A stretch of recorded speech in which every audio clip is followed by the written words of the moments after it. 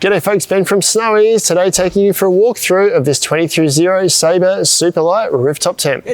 This rooftop tent weighs in at only 65 kilos. It's got a super low profile when it's packed, a dual density velour covered mat for comfort, self-deploying awnings and integrated lighting.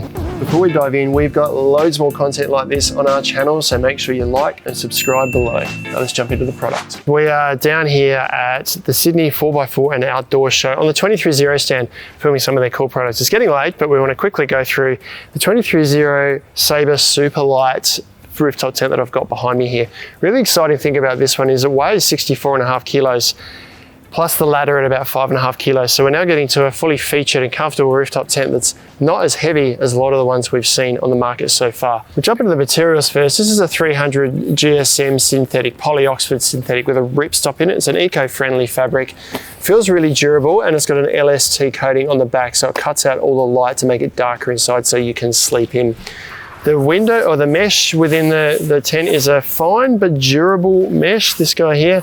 So it's going to keep out most of the mozzies. Midges always seem to get through everything, but it's a good combination of it being lightweight, fine yet durable, which is what you need for heavy duty shelters like this. And this is a powder coated aluminium frame. So this is all aluminium, extruded aluminium. You've got extruded aluminium rails on top here. This is in a low profile mode. You can actually mount these on top of these brackets too if you want a bit more space underneath, but this is perfect for mounting, say, a solar panel on top of. It's going to keep that low profile.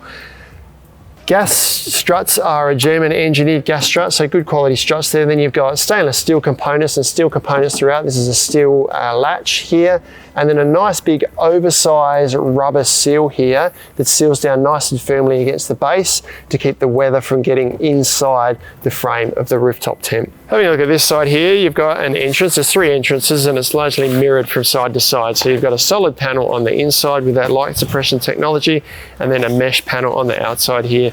When we pack it up and set it up and pack it away, leave one of them folded away. Not much more to see on the side, the strut and the 2 latches. You've then got these hinges here. You see they've got a nice big steel hinge here. Another hinge here with 2 extra points and another hinge here. So you've got 4 points at which that's hinged across the back there. Got this aluminium extrusion around the back of an aluminium panel here, and 2 roof rails on top there. Coming around to this side, exactly the same as the other side, except we've got this done up here at the moment. You can see the storm flap over the zipper here for weather protection. Struts, latches. You've got ladder attachment points. There's 3 of these. There's 1 of these on both sides, and you've also got 1 on the end here, which is where we've got this ladder attached at the moment. So this ladder just hooks over these latches here. Doesn't support the tent, just latches on there because the tent's designed to be set up on top of at least 3 roof rails or a flat bed rack. The door on the end here also has both solid and mesh panels, zip from the bottom up to create a large entrance here, and then at the very top here, I'll show you on the inside, but that's the mesh on the outside, and you've got an adjustable panel inside there. One really cool feature of this is this awning here, which is, I'll pull it down a little bit to show you, but this deploys by itself. So a lot of rooftop tents, you need to actually put a pole in for this to set up, but as this sets up, this awning self-deploys, so you don't have to put these poles in place. It sits there and it folds away when you're packing it away, and it's automatically there when you set it up.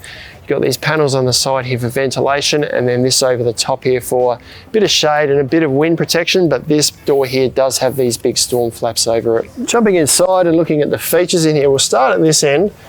At the top here, we've got that mesh panel that I referred to, and a flap here, so we can open this for high level ventilation inside the tent here. While we're up here, it should be worth mentioning it's about 140 centimeters to this top, or just under 140 centimeters on the inside, so plenty of headspace at this end. Not much more to see at the end here. You've got the double door that does up down here. Behind me, a mesh door, and I've got the solid panel undone here at the moment, so that's an entry point on that side. And as we work down this way, we've got this panel up on here, which is removable. We've got 6 pockets here. One of them is a media pocket, so you've got a PVC panel there, so you can put a tablet in it and watch telly if you like. You can remove it all together if you like. You can also use that to store power banks for the integrated lighting that features down each side here. So you've got a lighting strip here and then a lighting strip on the other side here. If we plug that into a power bank here, we can then scroll through the light settings up to the brightest setting there. So we've got that integrated lighting on each side, and this can just tuck inside one of these pockets here if we like to keep the switch up ready at hand, or just push it down the end of the tent where our feet are if we don't want to have it hanging above us. Then each side here, we've got pockets. So there's a storage pocket here and a storage pocket here. If we like, I should also mention that you can actually remove this lighting altogether. You can see that there are little screw attachments over the top. So if you don't want to use LED lighting, or you've got different cables that you want to use, there's just a standard 6mm plug. And then underneath that, we've got quite a comfortable mattress, but it is a thin mattress. It's a dual density mattress, but it's still quite comfortable. So you've got sort of soft foam on the bottom, then a firmer layer on top. It's only about 3 centimeters. It's quite firm on top, but that's what they're trying to do to try and get such a low profile tent. Or rooftop tent, they put a low profile mattress inside but still maintain the comfort. So it's not a soft mattress that you just sink through. If I lie on this, it is firm, but it still feels really comfortable, and this velour top here makes it really nice to sleep on as well. So it does feel like a reasonably comfortable mattress, and I think I'd sleep pretty comfortably on this. You could upgrade it if you liked, but you probably want to put a self-inflating mattress in here if you want a fatter one, because you're going to need to deflate it all the way in order for the tent to close. Now in terms of space, if I lie on my back, I'm 185 centimeters with my head at the end here, with my feet straight up, it is firm. So there's not a lot of space. 23ZERO do have some other longer options here. So I'd probably find maybe at 185 I'm a little bit tight on this one here, but sleeping sideways, I do have enough room.